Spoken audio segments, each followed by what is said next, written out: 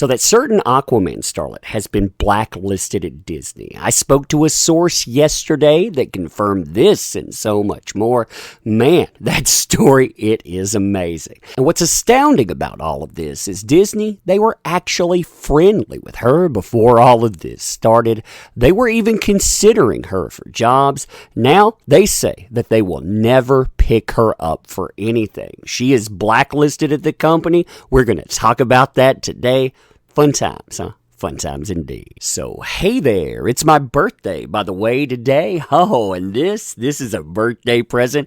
I sat down yesterday to speak with a source at Disney, a very well-placed source at that, one you would probably know by name, because I wanted to know exactly how Disney saw that certain Aquaman starlet these days. I wanted to know how they were taking her on the stand. They're not very happy, by the way. I mean, Pirates of the Caribbean, that thing makes money hand over fist. We keep hearing about how they did JD wrong, but beyond that, I wanted to know if she was hireable. And I kept hearing words like blacklist, like we would never ever touch her. I mean, that was telling. What's really telling about this too is they have not always been on bad terms. They actually were considering her for jobs before all of this began.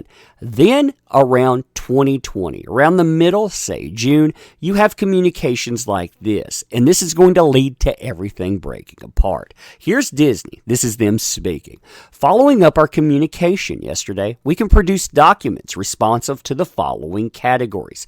Communications. We can give you communications by or to individuals with input into casting the 6 Pirates of the Caribbean movie, referencing that certain Aquaman starlet and JD. Now, this is telling for the lawsuit. They also offer up communications by or to individuals with input into casting the 6 Pirates of the Caribbean movie, referring or relating to the op-ed first published in the Washington Post December 18th, 2018.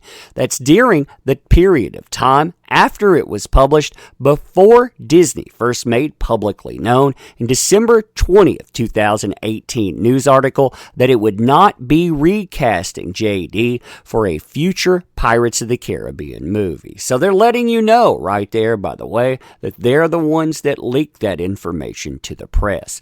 Contracts with or relating to JD and the Pirates of the Caribbean franchise dated January the 1st, 2015 to present, and also non-privileged documents or communications concerning any insurance policies or claims relating to any performance by JD from January the 1st, 2015 to present. That's going to be Australia, by the way. They're trying to dig up things about his finger injury. Now imagine how angry Disney would be after they were nice and cordial. You could see it there. They pull up everything that she asked for, too. They spend weeks doing it.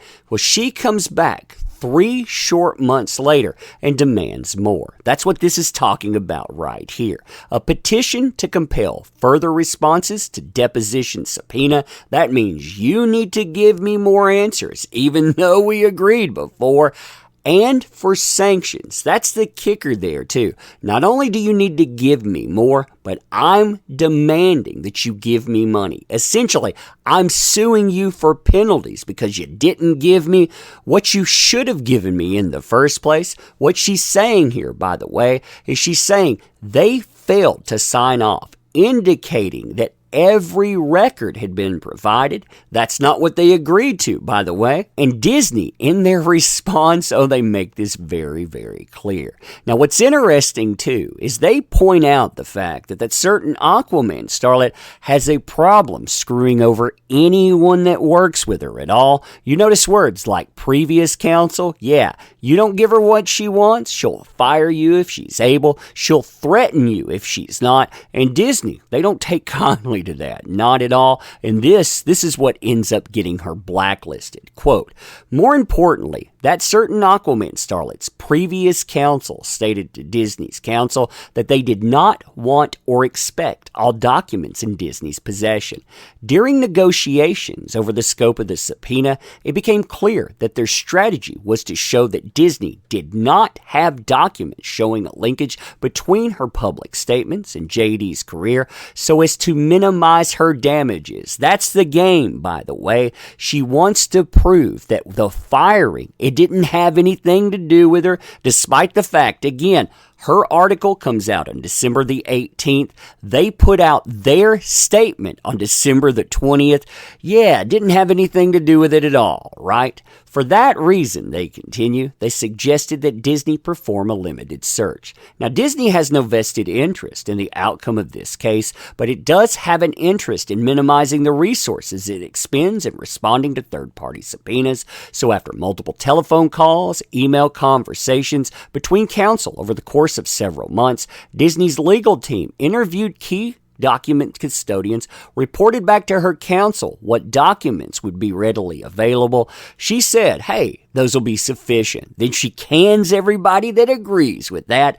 They go in, they threaten Disney, and after Disney is forced to file response after response in the courtroom, you can see them getting angrier and angrier. I mean, their words, they come up like this. This frivolous petition, it should be denied, as should the absurd request for sanctions against a non-party that has made a full document production. So they're talking about frivolous petitions. They're talking about the absurd idea that they're going to be sanctioned for actually cooperating. And they also talk about things like cherry-picked language. Oh, you're going to come after us? You're going to come after us with what you think is the law, but yet you're cherry-picking language? That's not actually what it says.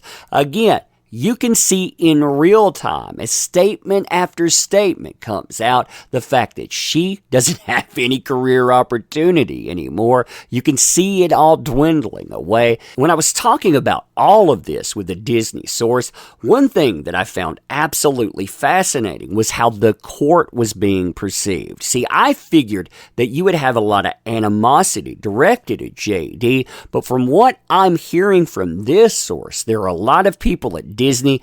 They look at this case, they look at the way that certain Aquaman starlet has pushed themselves forward, and they blame her. They're not looking at him and saying, man, that guy, he's actually trying to wreck Disney. I mean, if you look at her, her defense are the ones that have brought up Pirates of the Caribbean over and over again. They're the ones that keep throwing around Brockheimer and other names associated with this. And beyond that, they're making Captain Jack Sparrow himself bring up the fact that he wouldn't go in with 1 million alpacas and work with Disney. I mean, that, again, he's not the one that brought that up on the stand. They're the ones that brought that up on the stand. And when they're doing that, again, I'm hearing words like fired. I'm hearing words like never hired at all. I'm hearing words like blacklisted. She'll never work again. Yeah, that says a lot. It says a lot indeed. But anyway, let me know what you think about this. We'll talk about it more in a live stream. Thank you for being here, too. Check out the links in the description. And as always, appreciate you. It's my birthday, like I said. Gonna end here. We'll have a live stream later. Thank you. See you soon.